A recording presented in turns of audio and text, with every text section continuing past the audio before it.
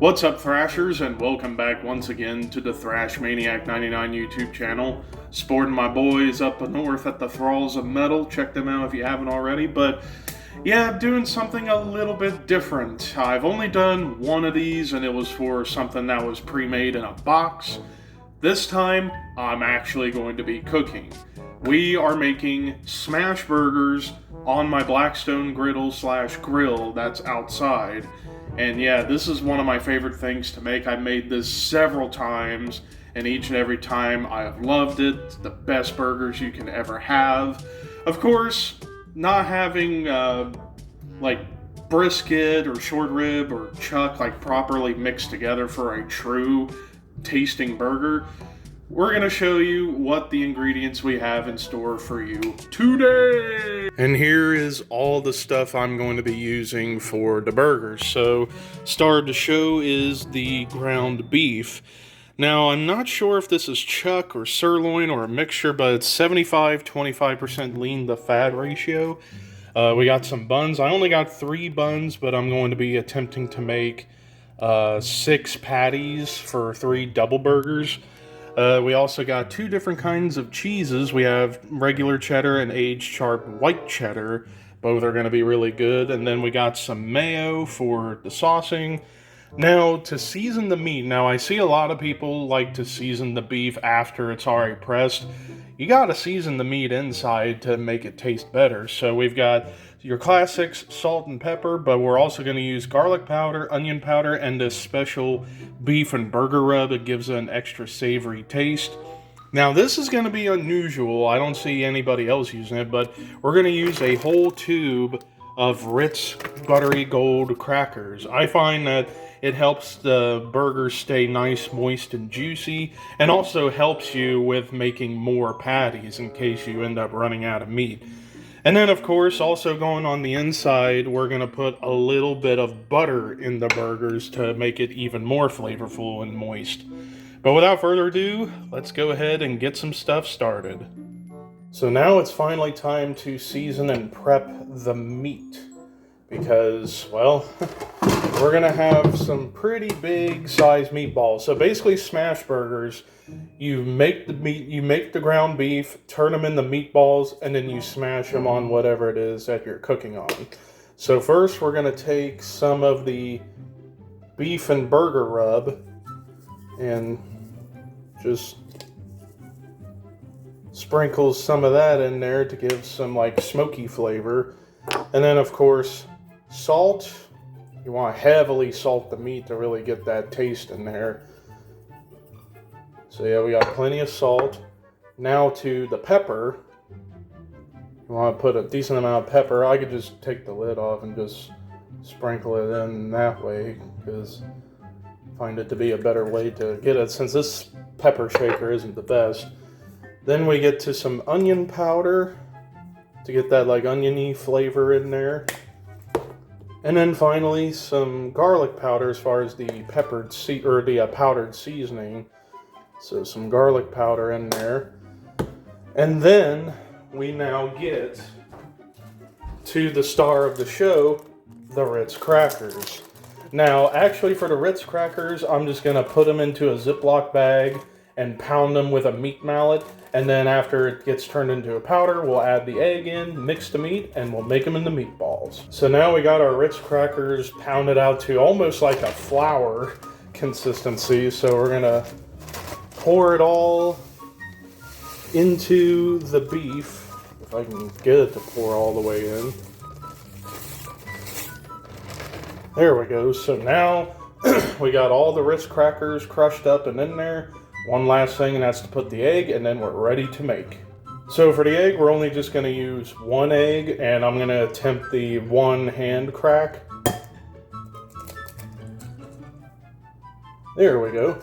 I don't see any shell in there, so that was a success. So now, allow me to get my hands wet for this. Now that I got my egg in there, my hands are wet, it is time to mix everything together. The butter, the seasoning, the crackers, the meat, all into one big gigantic lump of burger. Now you can do this with, say, a spoon or a fork, but I just find that doing it with your hands is a little more efficient because you can really get everything incorporated into itself. So just best to use your hands for this mixing. After all, cooking isn't cooking unless you use your hands, right?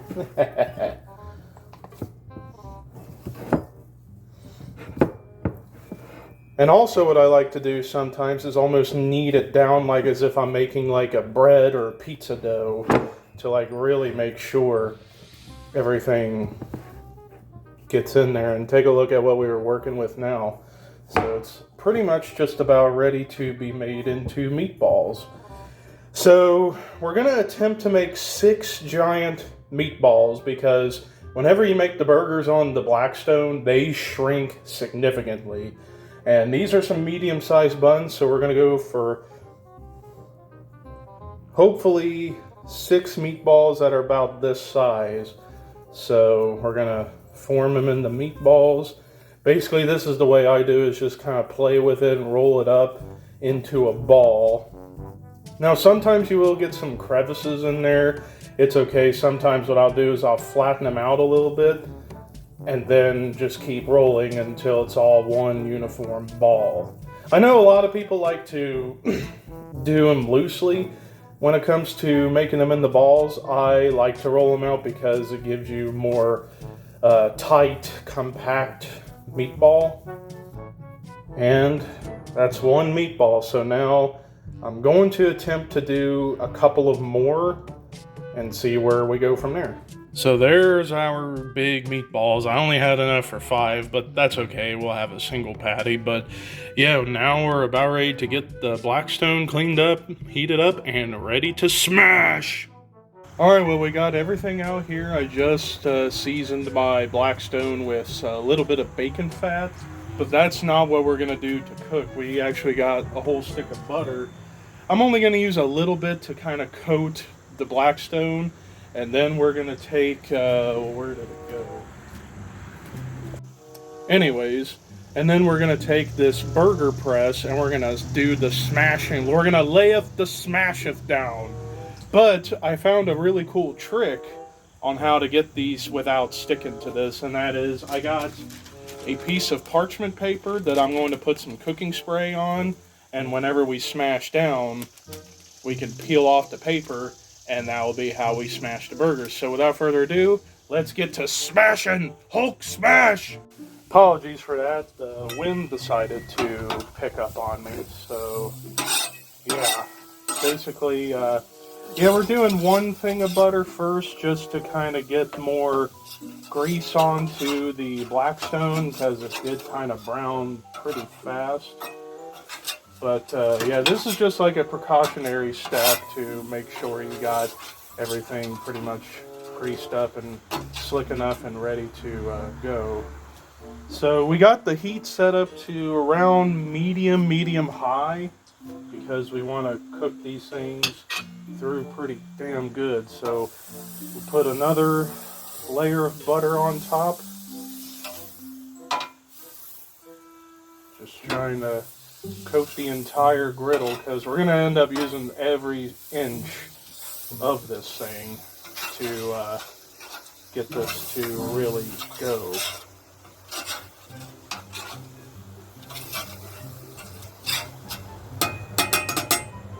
So yeah, now that we got all that ready to go, let me go ahead and spray my parchment paper.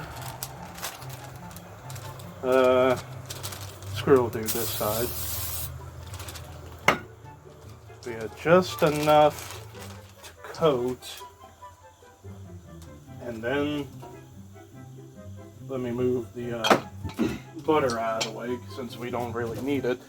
Now we're going to put on a burger on at a time. Hear that sizzle? That's what we want. Now here we go. Parchment paper in. Smash time!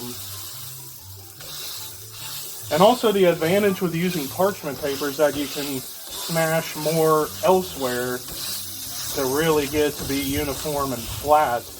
Now, a good trick to get a good sear is to leave the press on the burger for at least 10 seconds. So I'm going to count 1001, 1002, 1003, 1004, 1005, 1006, 1007, 1008, 1009, 1010. Take the press off, peel back the parchment paper, and voila. I'm going to do this to the rest of the burgers now.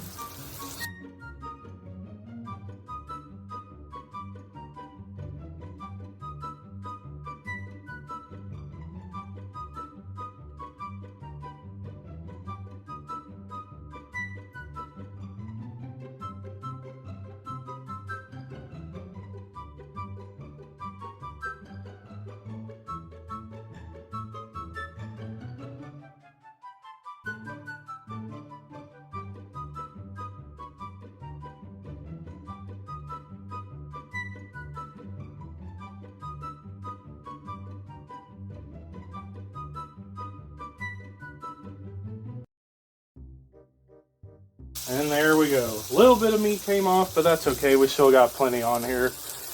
Now, I think how long to cook each side, it depends on how crisp you want it.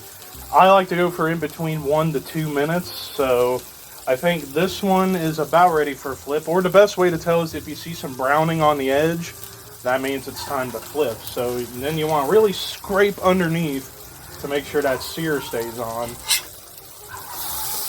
And we got damn good sear on that first patty, so looks a little bit burnt, but that's okay. You want it crisp a little bit.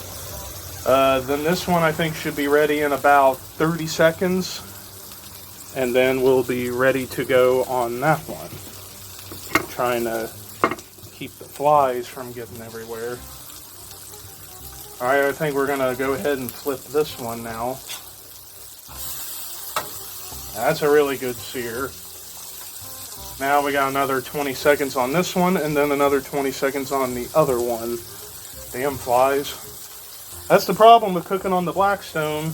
You have to deal with flies, especially in the late summertime. Oh, that's a beautiful sear right there. So yeah, I think these are going to come out a little bit bigger than the buns, but would you rather have a burger that's too big or a burger that's too small?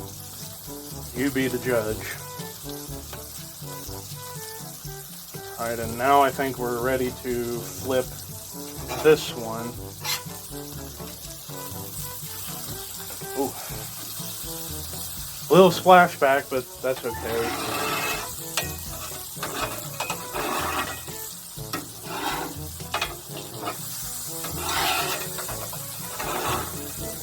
Quite a lot of butter that wound up getting into the corners. Luckily, after each burger, you could just scrape. That's a good thing with a spatula like this. You can scrape and not worry about doing damage.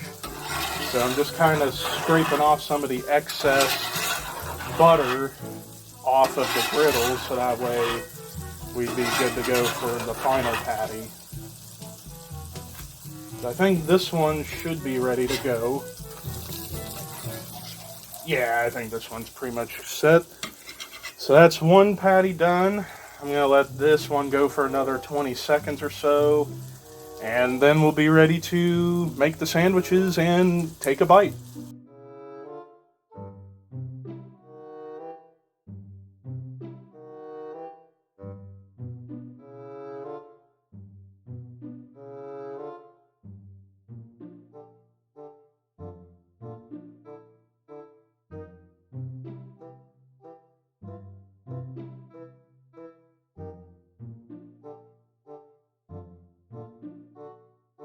Alright, so that's 4 patties done. Now I'm just kind of scraping off some of the leftover sear from the other burgers to make sure everything's pretty much good to go.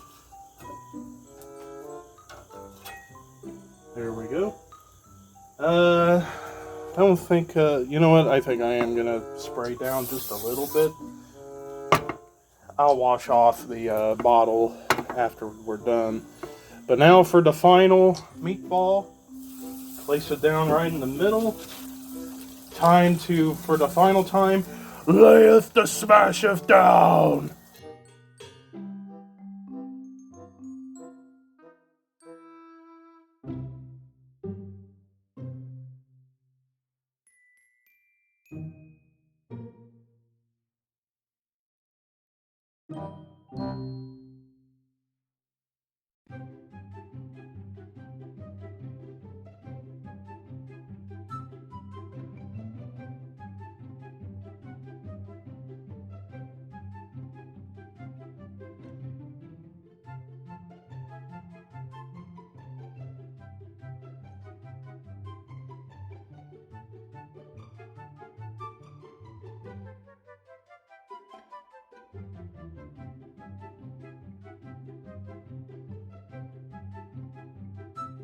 Now, one more thing I forgot to mention, that whenever you make smash burgers, there's only two options: uncooked and fully cooked. There is no medium, medium rare.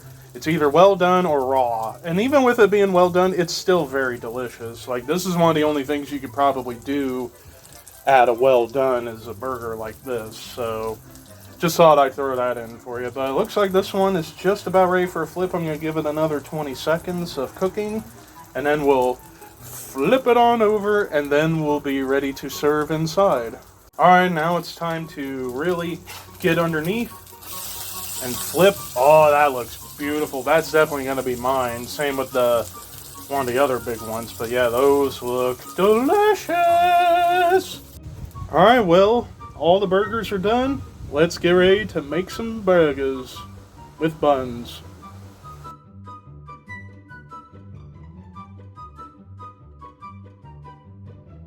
So as you saw, those were the 3 burgers. Yeah, the patties ended up completely overpowering the buns. So these are big burgers. But I'm going to go ahead and try a bite of my double burger. I got both slices of cheese, some pickles, some mayo. Let's give it a bite.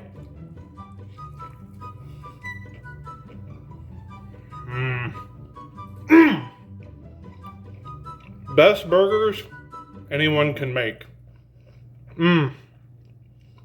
So good. The seasoning's there. Perfect sear. The cheese is really good, nice and creamy. Pickles do its job. The mayo is good. I'm sorry, I gotta go and eat. See you guys later.